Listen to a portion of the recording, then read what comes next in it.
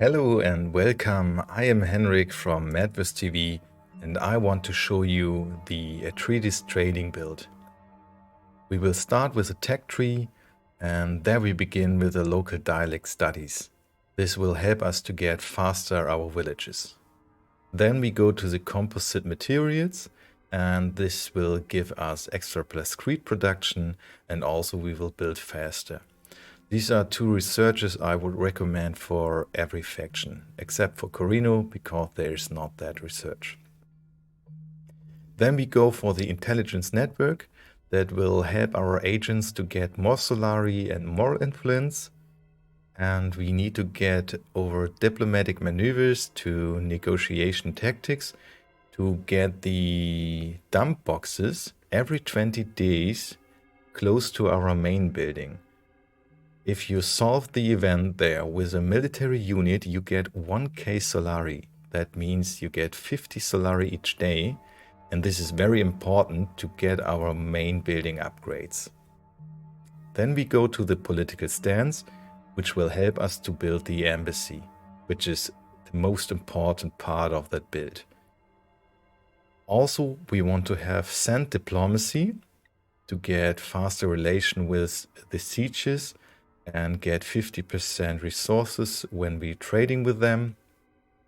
Similar to that, we got Atreides merchants on this side, and this will also give us 50% received resources, plus 5 Solari production per active treaty, and it will give us plus 5 Solari production from each siege we have a relationship above 100. These are the standard researches we need for that build. Everything else is optional. For the build, you don't need another spice field. We are only on one spice field here, but we have to put our bar on the highest to get our stockpile to pay the taxes. And you will need to get another spice field in the end game when the spice taxes are too high for one spice field. But I anyway recommend to get another spice field and you can boost your economy even more. To get our build working, we need some upgrades in our main building.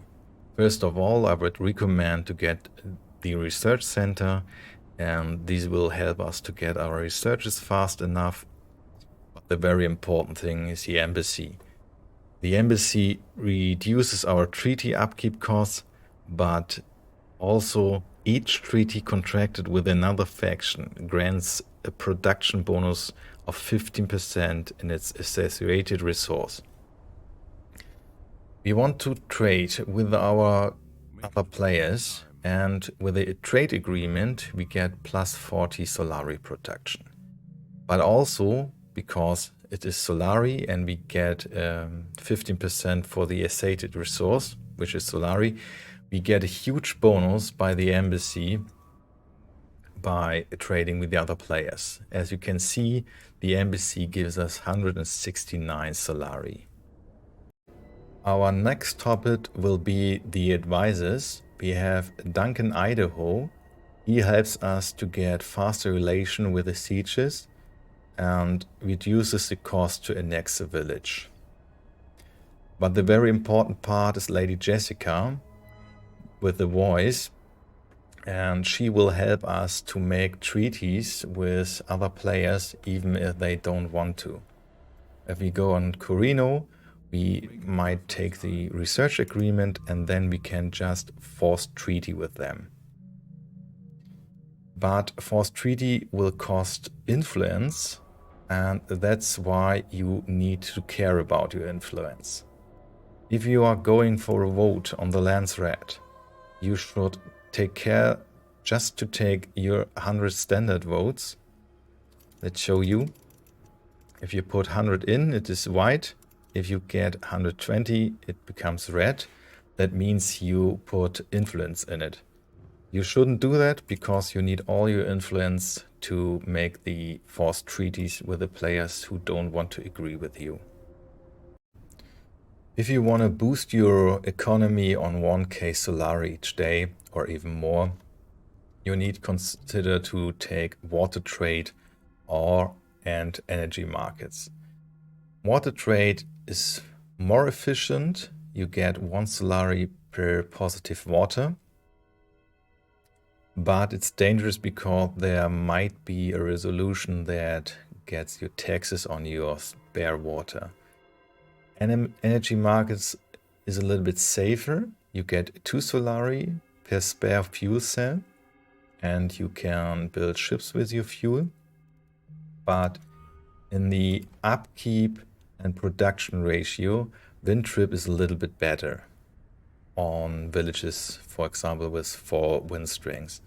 If there's only 2 wind strengths, the fuel center might be better.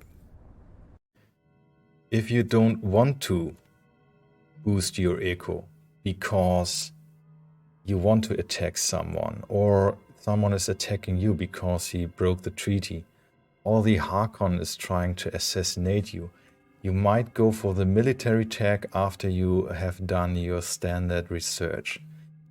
If you need to attack, for example, against the Harkonnen, I would recommend to go to High Command. This will help you to get enough command points and strengthen up your army. If you're under attack and you are defensive, I would recommend to get defense systems and New Homeland. New Homeland is the best defensive upgrade and only available for the Atreides player, and will boost your military forces in your own area by 20%. Now let's take a closer look to what we get and why do we get it. We get 30 Solari base. We get 53 by villages. We get 55 by Atreides merchants. We get 122 from our agents. We got 120 for our 3 trade agreements. We got 116 by water trade. We got 133 by energy markets. We get 33 by riches of Arrakis. We get embrace culture 45.